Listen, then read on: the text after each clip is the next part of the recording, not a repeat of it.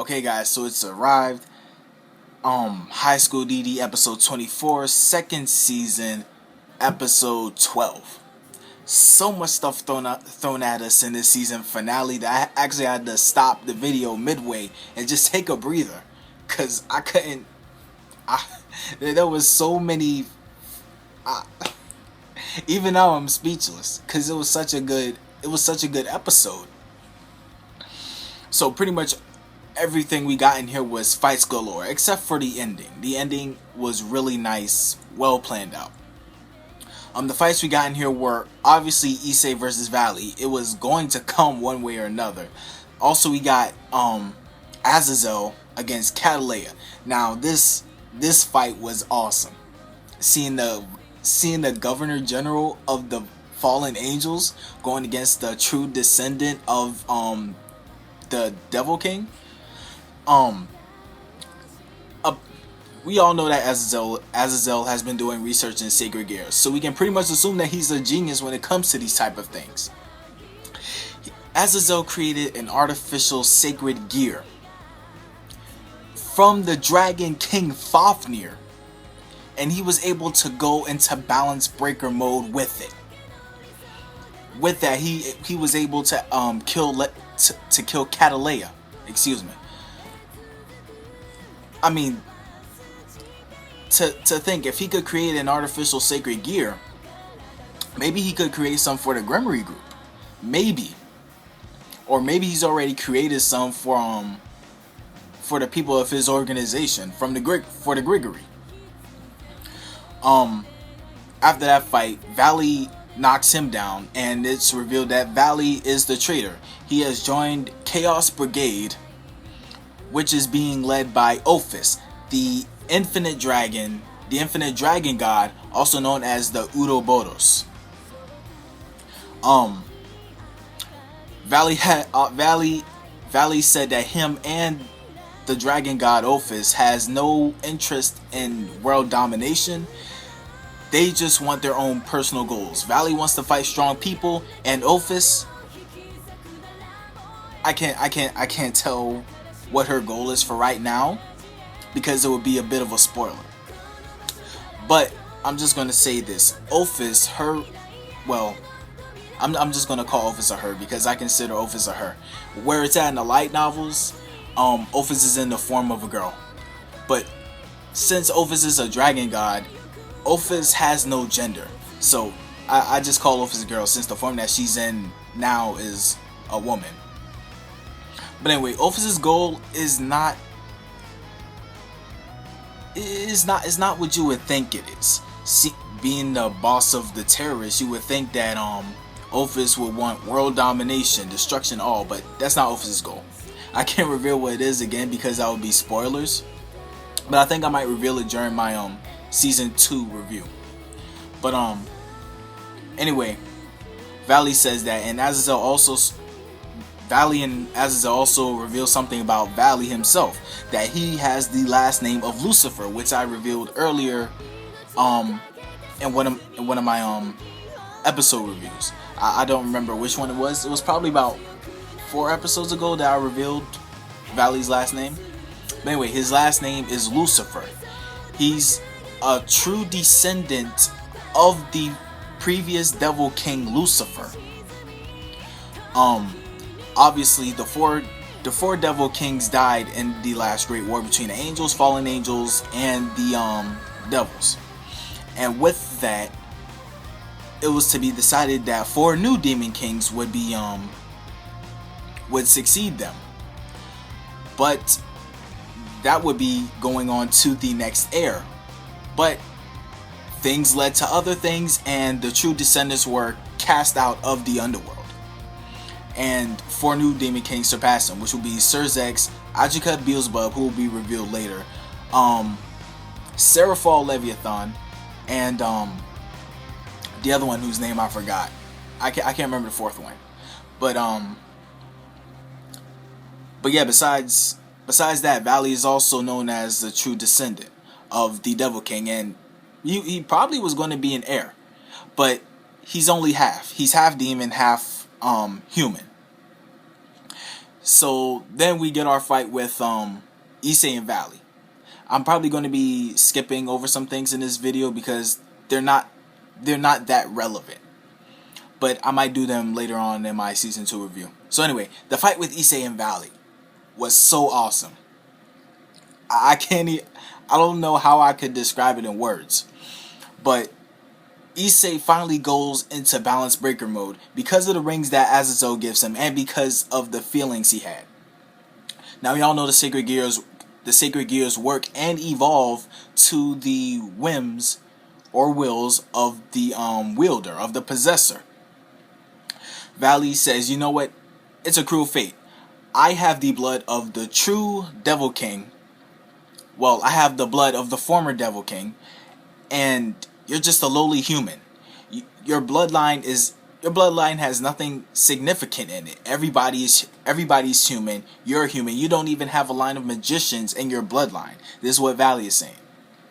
And he's saying, you know what would make your life more interesting? If you became an Avenger. So I've decided I'm going to kill your parents. And once he said that, Issei, he's pissed. He's pissed, and because of that, the sacred gear reacts to his feelings, and he goes into balance breaker. Awesomeness. He goes into balance breaker, and he just starts going off on Valley. And I mean, they're just clashing at each other, and this fight is. I've been waiting to see this after reading this in the light novel. I've been waiting for this, and to now see it, I'm just ecstatic. So while doing that, Valley has an upper hand, but Issei slowly starts turning the tables when he starts using his brain a little bit. He's an idiot, and he even says himself that he's dumb, but yet he's using his brain a little bit. He starts using a transfer power of the Dragon Slayer sword Ascalon to put more damage into Valley, and he also tried to use the blade itself, but he can't land a hit. So obviously he's going to need to get some lessons from Kiba. And so Valley, he's just saying, you know what, this is interesting, and he's starting to get serious. He uses a move called Half Dimension, which halves the surroundings, everything in half. It halves everything. And so Azazel, he comes up and he says, let me explain this so that even you can understand. Everything he does halves the surroundings. In other words, Rias's bust size will be halved. And with that, Issei he goes off. He gets crazy. His power rises tremendously. And with that, he starts kicking Valley's ass. He starts kicking him good until Valley is cornered, and he has to revert. He's about to revert to Juggernaut Drive. At which point, I can't explain it, man. Issei gets the most major power up just because he feels that the woman's breast size will be halved.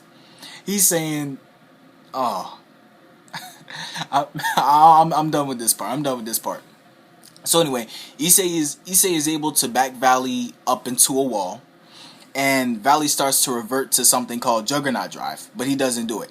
I'll explain this in my season 2 review. I won't explain in this video. So his comrade named Biku, who is a descendant of the first Son Goku, shows up, and he breaks him out, saying, "Hey, we gotta fight the Northern Europe gods, so hurry up." They leave, and we get on to this next part. So this next part is pretty much with all three sides agreeing with each other and declaring peace. They sign a treaty, peace is declared, everything is back to normal. Azazel leaves, and he says something that he's been saying a lot recently. Well, ever since his appearance, and he's saying, you know what, I'm going back and I'm going to do something that only I can do. And so it's revealed later that Azazel is actually staying in Japan, where Issei and Rias and everybody else lives, and he's even gotten a job at Kuo Academy as a science teacher. That wasn't revealed in this episode for whatever reason, but yeah, he got a job at Kuo Academy as a science teacher. I believe he's teaching chemistry. So Azazel had a talk with Sir Zex, and it was agreed upon that Azazel will stay as long as he can teach the premature Sacred Gear users, which are Issei, Kiba, and Jasper, how to control their Sacred Gears better. No need to worry about Asha because it's pretty much healing, and she's top notch when it comes to her healing abilities. So yeah, Azazel is pretty much staying there, and he's even telling him to call him Azazel Sensei from now on. And he also has a job as the club advisor for the Occult Research Club. So he's pretty much going to be over everybody in the club room. That includes Rias. And Rias is upset. She's pissed. She doesn't even like the fact of Azazel being in the same room right now, saying that she doesn't even approve of this. So with that, Azazel, he says one more thing. And he's saying, you know what? I got a message from your big brother. All of the women in the Grimoire group will be moving into Issei's house. The time for a harem is now, everybody. The time for a harem is going to be starting next season. It's going to be so awesome because, I mean, come on. You have Akeno moving in. Things can't get any more erotic than that. Issei is going to be having a tough time. Rias and Asha are definitely going to be having a tough time competing against all of the women who are here, especially against Akeno and Zenobia. They're bold. They don't care. We won't really have to worry much about Koneko until next season. I'm not going to put any spoilers about what's going to happen next season. But as far as I believe that's pretty much it.